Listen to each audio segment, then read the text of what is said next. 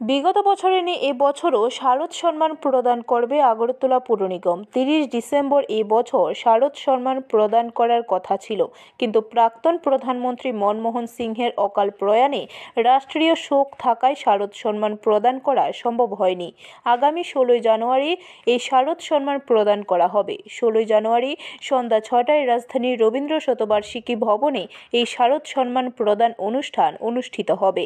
বৃহস্পতিবার আগরতলা পুর নিগমের কনফারেন্স হলে সাংবাদিক সম্মেলন করে এই সংবাদ জানান আগরতলা পুর নিগমের মেয়র দীপক মজুমদার। তিনি আরও জানান, আগরতলা পুর নিগমের পক্ষ থেকে সেরা হিসেবে 5টি ক্লাবকে পুরস্কার প্রদান করা হবে।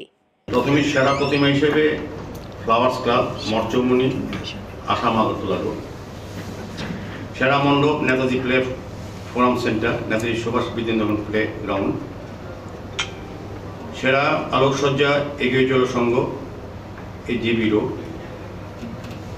সেরা থিম যুব সমাজ, জয়নগর। মহিলাদের দ্বারা আয়োজিত সেরা Durgotsav Muktisangha, Ramnagar 5-6 main road. Bureau report, খবর ত্রিপুরা।